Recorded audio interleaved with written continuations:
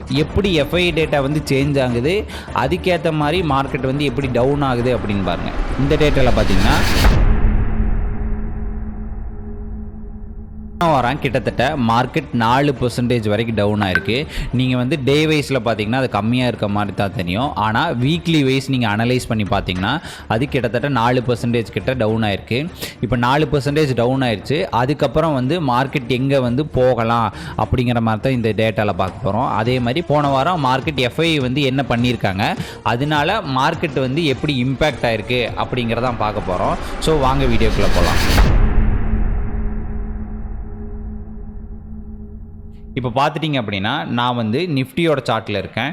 நிஃப்டியோட சார்ட்டில் இப்போதைக்கு என்ன சார்ட்டில் இருக்குது அப்படின்னா வீக்லி சார்ட்டில் இருக்கேன். வீக்லி சார்ட்டில் பார்த்தீங்கன்னா போன வாரம் கிட்டத்தட்ட 4.77% வரைக்கும் டவுன் ஆயிருக்கு. அப்படின்னா எவ்வளோ பாயிண்ட்ஸ் டவுன் ஆயிருக்கு அப்படின்னா இங்கே போட்டிருக்காங்க பாருங்கள், மேலே போட்டிருப்பாங்க 1180 பாயிண்ட்ஸ் வந்து டவுன் ஆயிருக்கு. அதாவது வீக்லியில் வந்து 1180 பாயிண்ட்ஸ் வந்து டவுன் ஆயிருக்கு. இப்போது இது வந்து வீக்லி. இப்போது வீக்லி மார்க்கெட் ஸ்ட்ரக்சர் பார்த்திங்க அப்படின்னா இன்னும் புல்லிஷ் மார்க்கெட் ஸ்ட்ரக்சரில் தான் இருக்குது வீக்லியை பொறுத்தளவுக்கு. ஏன் அப்படி சொல்கிறேன்னா, எப்போ இதை பிரேக் பண்ணுதோ அப்போ தான் வந்து பீரிஷ் மார்க்கெட் ஸ்ட்ரக்சருக்கு வருது வீக்லி வைஸு. இப்போது டெய்லி வைஸ் போகும். இப்போ டெய்லி வைஸ் பார்த்துட்டிங்கன்னா மார்க்கெட் வந்து பீரிஷ் மார்க்கெட் ஸ்ட்ரக்சரில் இருக்குது. இது வந்து டாப் டவுன் அனாலிசிஸ்ன்னு சொல்லுவாங்க. அதாவது ஹையர் டைம் ஃப்ரேம்லேருந்து லோயர் டைம் ஃப்ரேமுக்கு கொஞ்சம் கொஞ்சமாக போகிறது தான் வந்து டாப் டவுன் அனாலிசிஸ்ன்னு சொல்லுவாங்க. இப்போது இது வந்து என்ன மார்க்கெட் ஸ்ட்ரக்சரில் இருக்குது அப்படின்னா பீரிஷ் மார்க்கெட் ஸ்ட்ரக்சரில் இருக்குது. இது ஏன் பீரிஷ் மார்க்கெட் ஸ்ட்ரக்சரில் இருக்குதுன்னு சொல்கிறேன் அப்படின்னா, இப்போது ஒரு மார்க்கெட் வந்து புல்லிஷ்லேருந்து பீரிஷுக்கு போகணும் அப்படின்னா இந்த லாஸ்ட் ஹையர் லோவை வந்து பிரேக் பண்ணணும்.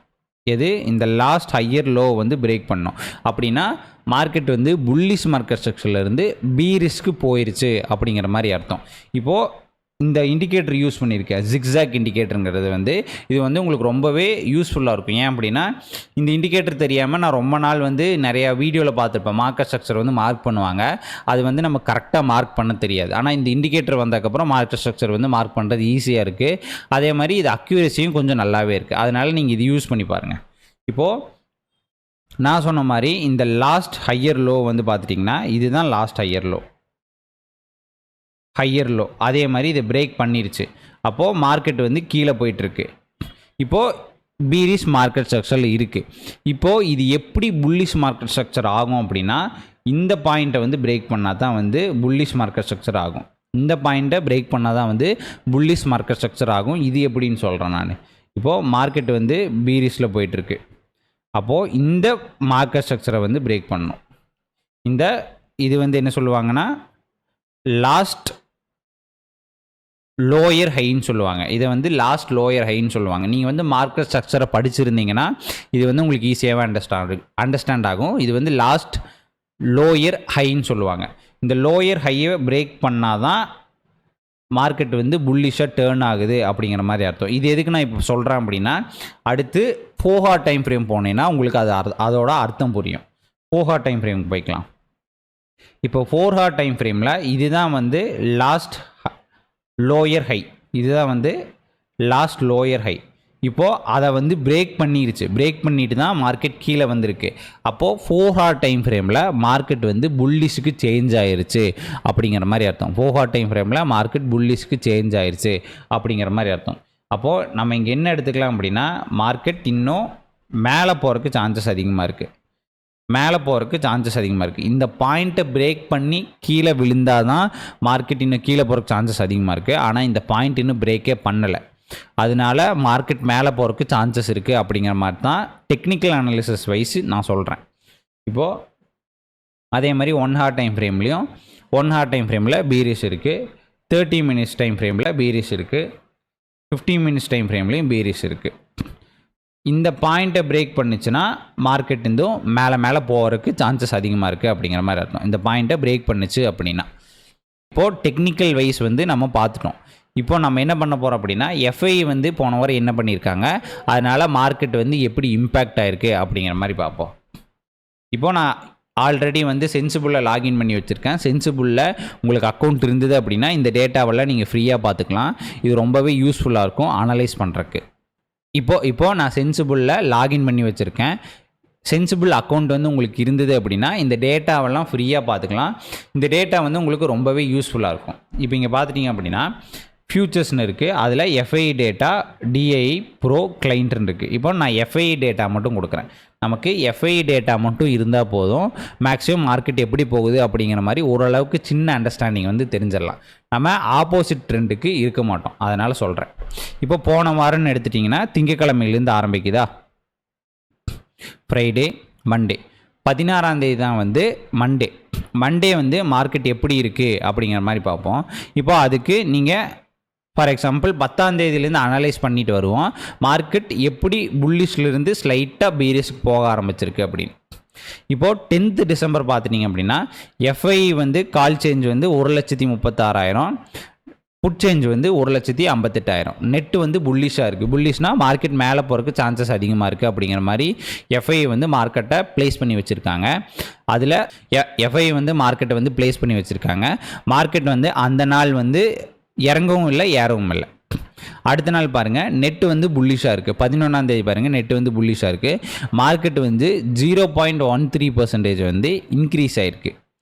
அடுத்து பாருங்கள், நெட்டு வந்து பீரிஷாக இருக்குது. எப்படி எஃப்ஐ டேட்டா வந்து சேஞ்ச் ஆகுது, அதுக்கேற்ற மாதிரி மார்க்கெட் வந்து எப்படி டவுன் ஆகுது அப்படின்னு பாருங்கள். இந்த டேட்டாவில் பார்த்தீங்கன்னா இப்போ 12ஆம் தேதி பாருங்கள், 12ஆம் தேதி மார்க்கெட் வந்து 0.38% வந்து டவுன் ஆகிருக்கு. அதே மாதிரி எஃப்ஐ டேட்டாவும் வந்து கீழே வந்து அதே மாதிரி எஃப்ஐ டேட்டாவும் பீரிஸ்க்கு ஏற்ற மாதிரி தான் வந்து ப்ளேஸ் பண்ணியிருக்காங்க. அதே மாதிரி பீரிஸ்க்கு ஏற்ற மாதிரி தான் ப்ளேஸ் பண்ணியிருக்காங்க. மார்க்கெட்டும் அதே மாதிரி தான் கீழே இறங்கியிருக்கு. அடுத்த நாள் பாருங்கள், நெட் வந்து புல்லிஷ்னு போட்டிருக்கு. நெட் புல்லிஷ் அப்படின்னா எஃப்ஐ கால் சேஞ்ச் வந்து 5 லட்சம் கால் இருக்குது, புட் சேஞ்ச் வந்து 3 லட்சம் புட் சேஞ்ச் இருக்குது. மார்க்கெட் வந்து அதே மாதிரி நெட்டு வந்து என்ன இருக்குது அப்படின்னா புல்லிஷாக இருக்குது. இப்போது அப்படியே பாருங்கள், எஃப்ஐ கால் சேஞ்ச் வந்து -1,49,000 அப்படின்னா 1,49,000 கால் வந்து எழுதியிருக்காங்க.